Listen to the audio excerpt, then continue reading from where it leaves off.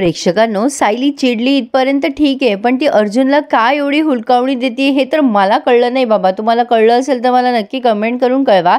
तर आता ही सायली अर्जुनवर खूप चिडते आणि अर्जुनला सांगते, तुमच्या आईचा त्रास बघून मला रडायला आला आणि ते खरे अश्रू होते सर. अर्जुन म्हणतो, सॉरी, माझ्या लक्षातच आलं नाही हो हे सगळं. त्यावर सायली म्हणते, सर गेल्या 30 सेकंदात माझ्या लक्षातच आलं नाही असं तुम्ही तिसऱ्यांदा बोललात. काय आहे ना, माझ्या लक्षातच आलं नाही. ह्या बोलण्याची यादी ना तुमची भरपूर आहे. आता मगाशी तुमच्या आईला वाईट वाटलं हे तुमच्या लक्षात आलं नाही. मगाशी तुमचे बाबा नाराज झाले हे पण तुमच्या लक्षात आलं नसेल. विमलताई नाराज झाल्या, अश्विन भाऊजी नाराज झाले, त्यांना वाईट वाटलं हे पण तुमच्या लक्षात आलंच नसणार आहे. आणि तुम्ही जेव्हा मला उचलून वर आणलं ना तेव्हा पुन्हा आईंना आशा वाटली हे तर तुमच्या अजिबातच लक्षात आलं नसेल. त्यामुळे पूर्णाजी सकट बाकी सगळ्यांच्या भावनांशी तुम्ही कसे खेळलात ना ते तुमच्या लक्षात येण्याचा प्रश्नच येत नाही ना सर.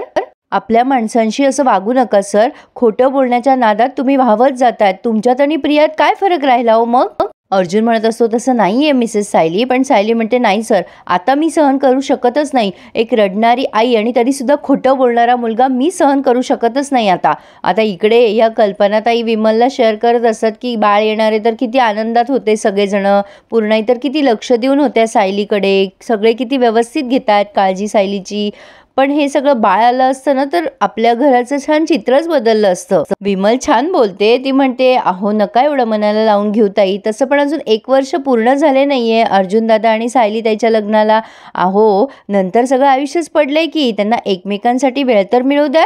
सायली अर्जुनला धमकवते की आता हे कॉन्ट्रॅक्टचं रोगच मुळापासून मी उपटून टाकते. त्याशिवाय घरात रोज दुःख येणं थांबणार नाही. आता अर्जुन समजवत असतो, असं करू नका, रागाच्या भरात असं डिसिजन घेऊ नका, शांत व्हा. पण सायली काय ऐकायला तयारच नसते. ती म्हणते, नाही आता हे सगळं संपायलाच हवं, खरं कळायलाच हवं. त्याशिवाय कळणार नाही तुम्हाला की तुमच्या खोटं बोलण्याचा किती त्रास होतो घरात आणि त्याशिवाय हे संपणार पण नाहीये. आता ती तरा खाली जाते दरवाजा उघडून. अर्जुन तिच्या मागे मागे जात असतो. ऐका मिसेस सायली, ऐका. आता मिसेस म्हणतो तो त्याच्या आई समोर आणि जरा घाबरतो. आता पुन्हा स्वतःचीच बाजू सावरत म्हणतो, मिसेस अर्जुन सायली सुभेदार, नाही काय म्हणताय मॅडम तुम्ही.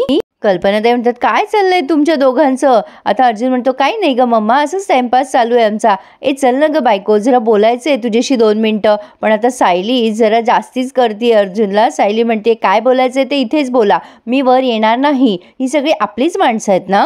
अर्जुन म्हणतो, हो बरोबर आहे तुझं, पण असं काही महत्वाचं नाहीये अगं. मग सायली म्हणते, मग नंतर बोलू आपण महत्वाचं नसेल तर. विमल म्हणत असते, वहिनी वातावरण तापलेलं दिसतंय. सायली म्हणते, तुम्ही जा, मला आईंशी बोलायचंय. अर्जुन म्हणतो, काय बोलायचंय तुला मम्माशी. पण आता सायली म्हणते, मी तुम्हाला कशाला सांगू, माझी सासू आणि मी बघून घेऊ.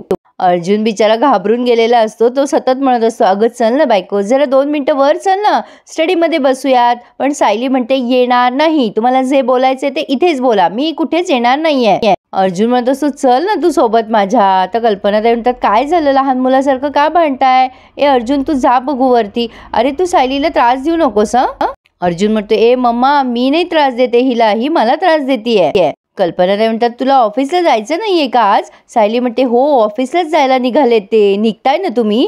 आता अर्जुन म्हणतो, काय ना बायको, अगं चल ना ग बायको, तुझ्याशी बोलल्याशिवाय मला करमतच नाही ग. सायली म्हणते, तुम्हाला काय बोलायचं ना इथेच बोलाव की माझ्या डोक्याला ताप नका करू. अर्जुन म्हणतो, मी ताप देतो तुमच्या डोक्याला. सायली म्हणते, हो तुम्हीच देता. आता या दोघांच्या वादावादी चालू होतात. कल्पनाताई म्हणतात, अरे काय लहान मुलांसारखे भांडताय. अरे पुरे, आता जा ना बाबा ऑफिसला तू. अर्जुन म्हणतो, हो चाललोच मम्मा मी. चल ना बायको, आपण जरा बाजूला जाऊन बोलूया ना, चल ना 2 मिनिटं प्लीज. कल्पनाताई म्हणतात, बाई सायली जा बाई जा, इतका गयावया करतोय माझा मुलगा, त्याचं ऐकून तर घे काय बोलायचंय त्याला. अर्जुन आता धमकवतो सायलीला, नाही आलीस ना तर उचलून घेऊन जाईल. मग सायली गपचूप बाजूला जाते. मग सायलीला तो म्हणत असतो, हे बघा रागाच्या भरात काहीही करू नका, मम्माला काही सांगू नका प्लीज. विमल म्हणत असते, वहिनी भांडण फार गोड सुरू आहे. अर्जुन खूप गयावया करत असतो, नका सांगू मम्माला प्लीज, असं हट्ट करू नका. पण सायली आता म्हणते, झालं तुमचं, आणि निघून जाते. इकडे सायली अर्जुनला आणि प्रिया नागराजला धमकवतीये. प्रिया नागराजला म्हणत असते, माझ्या बॅगा चेक करून घ्या, मी तुमच्या घरातून काही घेऊन चाललेली नाहीये, नंतर नंतर संशय घ्याल माझ्यावर, हे चोरलं ते चोरलं. आता नागराज म्हणतो काय बोलतेस, बॅगा काय भरल्या, निघालीस काय, काय चाललंय. प्रिया म्हणते तुम्हाला जे वाटतंय ना तेच करतेय मी, या प्लॅनमधनं बाहेर पडतीये आणि या घरातून सुद्धा. बॅगा चेक करा, नसतील चेक करायचं तर सोडून द्या आणि नंतर तोंड दाखवू नका. आता हा नागराज म्हणतो वेडी आहेस का झटके येतात वेड्याचे, एवढा मोठा प्लॅन केला त्यातून असंच बाहेर पडणारस का तू. तन्वी म्हणते एवढ्या मोठ्या प्लॅनसाठी तुम्ही काय करताय हो आतापर्यंत. तुम्ही ना फक्त तुमच्या इगोपायी त्या महिपतकडे परत जात नाही आहात. तुम्हाला तुमच्या भावाची प्रॉपर्टी तर हवी पण कष्ट करायचे नाहीयेत. म्हणजे तुमचं कसं आहे, तुम लढो हम कपडे संभालते, पण मला असं चालणार नाहीये आणि अशांना ती प्रॉपर्टी पण मिळणार नाहीये, मग मी कशाला थांबू. नागराज म्हणतो अगं काय बोलतेस तू, हे मी काही करत नाही असं कसं बोलतेस तू. ओ हॅलो, तन्वीचा मुकुट घालून तुला आणलं कोणी या घरात. आता ही प्रिया म्हणते काटेरी मुकुट आहे हा. त्या तन्वीची ऍक्टिंग करता करता ना त्या विपुलशी लग्न होऊन जाईल माझं आणि तुम्ही आनंदाने अक्षता टाकाल माझ्या डोक्यावर. नागराज म्हणतो अगं बाई असं नाही होणार, तुझ्या मर्जी विरुद्ध दादा तुझं लग्न नाही लावणार. प्रिया म्हणते हो का, विपुलशी लग्न न करायचं काय कारण देऊ मी. म्हणजे सांगू का तुमच्या किल्लेदाराला की तुमची आणि म्हातारीची प्रॉपर्टी हडपायला आले मी, म्हणून मला विपुलशी लग्न करायचं नाहीये. सांगू का त्यांना, असं सांगू. नागराज म्हणतो ए बाई तू एवढी घाई नको करूस, शांतपणे आपण बोलूया. अशी कशी निघून जातेस तू, ठेव बरं त्या बॅगा आतमध्ये. तेवढ्या सुमन येते आणि बॅगा बघते आणि म्हणते अय्या हे काय, बॅगा घेऊन कुठे निघालात तुम्ही, मला काही सांगितलंच नाही तुम्ही. आता लगेच नागराज म्हणतो अगं माझ्या बॅगा कुठे, तन्वीच्या बॅगा आहेत, नीट बघ. आणि मग स्वतःच घाबरतो, हे काय बोललो आपण. मग सुमन म्हणते अगं बाई तन्वी कुठे निघाली बॅगा घेऊन. प्रिया लगेच सांगायला जाते. मग नागराज म्हणतो अगं तिच्या क्लासची पिकनिक आहे ना तिकडे चालली आहे ती. लगेच ही सुमन म्हणते पिकनिकला एवढ्या मोठ्या बॅगा घेऊन, परदेशात आहे की काय पिकनिक. नागराज म्हणतो अगं कुठेही असू दे सुमन, तिला कोण जाऊ देणार आहे, दिवाळीत काय कोणी घराच्या बाहेर जातं का. सुमन म्हणते हो बाई दिवाळीला तर सगळे घरीच पाहिजे, तू घरी नसली तर भाऊजींना किती वाईट वाटेल अगं तन्वी. नागराज म्हणतो अगं तू कशाला आली होतीस सुमन, नाही म्हणजे ती कुठे जात नाहीये पण तू कसं काय आलीस. सुमन म्हणते बघा बाई असं होतं माझं, तुमच्याशी बोलायला लागले ना की विसरायलाच होतं माझं. म्हणजे लॉन्ड्रीवाला आलाय ना, तन्वीचे कपडे आहेत का ते विचारायला आले होते मी त्याला द्यायला. आता तन्वी कपाटातनं काढून देते कपडे, सुमन मोजून घेते. तन्वी लक्षात ठेव 6 कपडे आहेत ते. आता हा नागराज म्हणतो अगं खाली लॉन्ड्रीवाला उभा असेल ना सुमन, मग सुमन तिथून निघून जात असते. आता सायलीमुळे अर्जुनला पण टेन्शनच आलंय.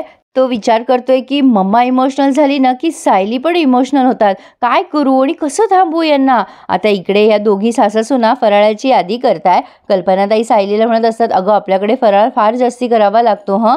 आता सायली म्हणते काय असं, तेव्हा या म्हणतात अगं आपल्याला ट्रस्टमध्ये प्रत्येकाच्या घरी फराळ द्यावा लागतो आणि आपण ओल्या नारळाच्या करंजा पण करूयात ना. आता सायली सहज बोलायला जाते आई मी आणि हे. आता अर्जुन अर्धवट ऐकतो आणि जोरात ओरडतो सायली, आणि सगळेच जण त्याच्याकडे बघायला लागतात. आता अर्जुनला वाटतं सायली सांगून टाकते की काय. आता नागराज प्रियाला म्हणतो काय ग मला काय पोकळ धमक्या देतेस, तुझे कपडे तर तिथेच आहेत कपाटामध्ये, मग बॅगा भरायची धमकी देतेस की काय मला. आता ही प्रिया म्हणते धमकीच समजा तुम्ही हवं तर. बस झालं आता, तुम्ही जर माझं आणि त्या कठपुतलीचं लग्न नाही थांबवलं ना तर मी खरंच इथून निघून जाईल. मग तुम्ही किल्लेदारला उत्तर देत बसा की त्याची लाडकी मुलगी कुठे गेली ते. आणि नागराजला पण टेन्शनच आलंय, आज सगळ्यांनाच टेन्शन आलंय. अर्जुन विचार करत असतो इकडे अरे देवा सायली सांगत तर नव्हती ना की मी आणि हे खरे नवरा बायको नाहीये. आता ह्या कल्पनाताई म्हणतात अरे कशाला एवढ्या मोठ्याने ओरडलास अर्जुन, काय झालं. अर्जुन म्हणतो अरे ओरडलो का मी, अगं नाही ग मम्मा मला प्रेमाने हाक मारायची होती ऍक्च्युली, सायली अशी हाक मारायची होती मला. का काय काय चाललंय तुमचं. सायली म्हणते कशासाठी हाक मारताय. अर्जुन म्हणतो अगं असंच बायको सहज टाइमपास म्हणून. काय बोलत होता तुम्ही. सायली म्हणते काही नाही, आईने फराळाची यादी दिली आहे, मी त्यांना सांगत होते की मी आणि हे मार्केटमध्ये जाऊन सगळं सामान घेऊन येऊ म्हणून. अर्जुन म्हणतो व्हाय नॉट ऑफकोर्स, पण हेच बोलत होतात ना तुम्ही. कल्पनाताई म्हणतात काय चाललंय तुझं अर्जुन, ठीक आहेस ना, काय बोलतोयस. अर्जुन म्हणतो अगं मम्मा काही नाही असंच मी निघतो हं ऑफिसला, बाय बायको. सायली काही त्याला भाव देईना आज. मग अर्जुन म्हणतो अगं बायको बाहेर येतेस ना बाय करायला. सायली अर्जुनचा पचका करते आणि म्हणते मी नाही येणार, भरपूर कामं आहेत मला करायला. अर्जुन म्हणतो बरं बरं कंटिन्यू हं. कल्पनाताई विमलशी काहीतरी बोलताय हे बघून लगेच अर्जुन तिला खाणाखुणा करतो की काही बोलू नका बरं, गपचूप बसा. पण सायली उगाच त्याला हुलकावत असते सांगू का आता म्हणून. मग हा गपचूप निघून जातो. पण आता या दोघींची पुन्हा भेट दाखवली आहे. प्रिया म्हणत असते, वाट लागली की नाही त्या दोघांची? काय झालं सांग ना मला अस्मिता. आता हा सीन जरा उशिरा दाखवला असं नाही का वाटत आहे तुम्हाला? असो, पण मग आता अस्मिता म्हणते, थांब गं बाई, मला जरा बोलू दे, तूच नको बोलूस ना. आणि काय काय झालं ते सगळं इन डिटेल सांगते आणि मग म्हणते, तो अर्जुन इतका हुशार आहे ना, अगं कोणत्याही प्रॉब्लेम समोर ना तो बरोबर सोल्युशन काढतो. प्रिया म्हणते, अरे यार, एवढ्या ड्रामा केल्याचा काहीच उपयोग झाला नाही. अगं पण आता काय करायचं पुढे? अस्मिता म्हणते, ते सगळं जाऊ दे, पण आपल्याला कळलंय ना की ते फक्त नाटक करताय नवरा बायको असल्याचं. त्यांच्या वागण्यातून दिसतंच ग ते. मग प्रिया म्हणते, अगं तुझ्याकडे पुरावा आहे ना? म्हणजे त्यांना जेव्हा प्रेग्नन्सीबद्दल कळलं त्यांच्या चेहऱ्यावर 12 वाजले होते. अस्मिता म्हणते, त्याचं काय? मग ही म्हणते प्रिया की तो व्हिडिओ ना तू पूर्णाजीला दाखव आणि तिला सांग की ही सगळी प्रेग्नन्सी खोटी आहे, ते फसवत होते सगळ्यांना. मग लगेच अस्मिता म्हणते, हो, त्या व्हिडिओमुळे शंका नक्की येईल पूर्णाजीच्या मनात आणि मग पुढचं पुढे बघू. मग प्रिया म्हणते, तू लक्ष दे त्यांच्याकडे, काहीही चूक केली ना की धर. मग दोघी एकमेकींना डन डन करायला लागतात. इकडे अर्जुन खूप चिडचिड करत असतो चैतन्याकडे आणि म्हणत असतो, तुला काही कळत कसं नाही रे चैतन्य, तू अप्रुव्हल का नाही आणलं? चैतन्य म्हणतो, काय झालंय अर्जुन, शांत राहा, 3 महिने लागतात की नाही अप्रुव्हल यायला. अर्जुन आता गाडीच्या बाहेर येऊन उभा राहतो, खूप टेन्शनमध्ये असतो. चैतन्य प्रेमाने विचारतो, काय झालं अर्जुन?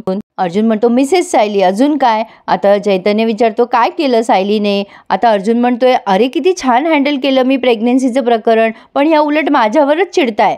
त्यांना ना बाकीच्यांचीच काळजी असती, माझी काळजी नसतेच त्यांना. आणि झालेलं सगळं काही तो चैतन्याला सांगतोय. सायलीने त्याला आज कसा ओरडा दिला ते तो चैतन्याला सांगतोय की हे सगळं असं झालं. मला तर अंदाजच येत नाही आता, कधीही चिडतात, कधीही ओरडतात, वियर्ड वागतात.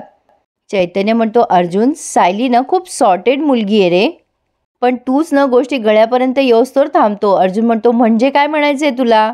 चैतन्य म्हणतो, आश्रम विकला जाणार आहे हे तू तिला उशिरा नाही सांगितलंस. प्रेग्नेन्सीत मावशी इन्व्हॉल्व्ह होईपर्यंत तू थांबलास, तिथे पण तू उशीरच केलास. आणि आत्ता तुला सायलीबद्दल काय वाटतंय, स्वतःच्या फिलिंगसुद्धा तू तिला सांगत नाहीयेस, तिथे पण तू उशीरच करतोयस अर्जुन.